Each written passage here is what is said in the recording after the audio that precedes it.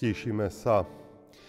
Ježiš, to dieťa nám dané, pre celý svet narodené.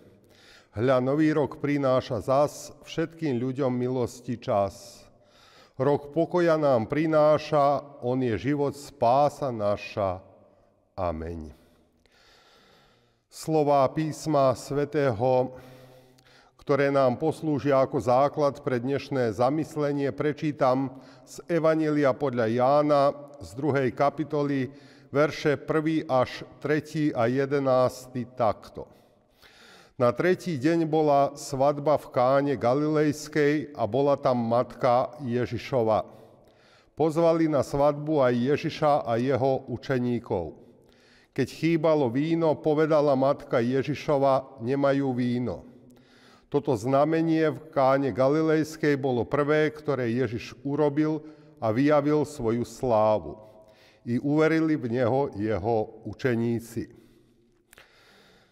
Milí bratia a sestry v našom Pánovi, Vianočné sviatky, koniec a vstup do nového roku máme úspešne s Božou pomocou za sebou.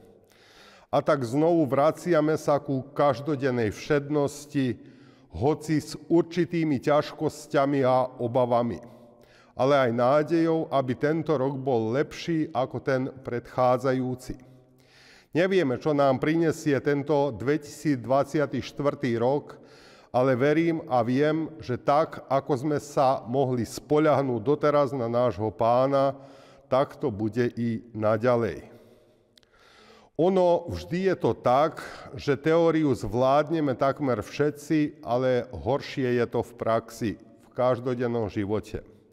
A tak nám prajem spoločne, aby sme aj v živote a v praxi počítali s Božou prítomnosťou a jeho pomocou. Dnešný známy text je toho krásnym príkladom. Pán Ježiš sa nevyhýba žiadnej situácii. Ako lepšie začať rok než svadbou? Veď v tejto dobe zvykli bývať svadby, plesy a zábavy. Pán Ježiš sa nevyhýbal žiadnej situácii a žiadna situácia nebola cudzia. Vieme si predstaviť svadbu, určite každý z nás na nejakej bol. Svadba je niečo radostné, milé, kde panuje dobrá nálada, zábava a smiech. Pán Ježiš prichádza na svadbu, lebo dostáva pozvanie a dokonca pozvali aj jeho učeníkov. Veľakrát sa stáva, že naše kresťanstvo berieme veľmi vážne, ale Pán Boh je láska a radosť. A tak sa Pán Ježiš ocitá na svadbe, bola tam dobrá zábava, ľudia sa veselia, tancujú. Pán Ježiš určite nemal zachmúrené obočí a vážnu tvár, ale tešil sa so svadobnými hostiami. Na tomto príklade vidíme, aký je Pán blízky ku ľuďom. Je veľmi blízky i nám, ako Boží syn, ktorý prichádza k človeku, ktorý ide do domácnosti, aby sa aj on veselil a radoval s domácimi. A nielen vtedy prijal Pán pozvanie, ale do dnešného dňa prijíma pozvanie do rozličných situácií života, či už radostných, alebo aj nešťastných a zarmútených, keď zase potrebujeme pomoc.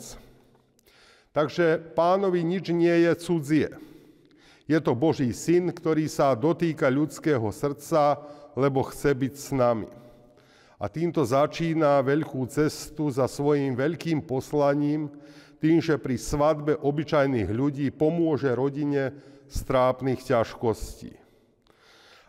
A keď Pán má vyššie poslanie a iné určenie, že je Božím synom, predsa obracia sa k človeku s milosťou a pomáha mu týmto skutkom. Milí bratia a sestry, dnešná téma nedelená hovorí, že Ježišová prítomnosť posvecuje našu domácnosť. A je to pravda, kde vládne v domácnosti skutočná viera, je to požehnanie pre všetkých, ktorí v nej žijú. Ježiš nás aj týmto príkladom učí, ako máme pristupovať k ostatným, že má vodu premeniť na víno, lebo neprišiel na to na zem, ale svojim počínaním sa dostáva do ľudského srdca bližšie. Takto pomáha ľuďom v núdzi a v zúfalstve. Pamätajme na to, pozvíme aj my Pána Ježiša do našich domácností a do našich srdc. Modlíme sa za to, aby Ježiš menil nás samých, aby sa aj tým ostatným okolo nás dobre žilo, s nami a nie len s nami. Modlíme sa za naše domácnosti, aby boli požehnaním pre všetkých ľudí, ktorí vchádzajú i vychádzajú. Tak vám prajem pokojný a požehnaný deň, nech nás Pán Boh vedie a sprevádza. Otvorme dvere na našich domácnostiach, srdciach, aby Ježiš mohol vstúpiť a prebývať v nich. Amen. Pomodlíme sa. Pane, stal si sa našim bratom, nič ľudského ti nie je cudzie. Chceš byť s nami tam, kde žijeme, i v našom šťastí a radosti.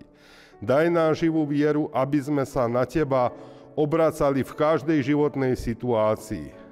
Pomôž nám chápať, že ty nie si náš sluha, ale zvrchovaný a dobrý Pán. Že si najcennejší dar, ktorý sa nám dostal.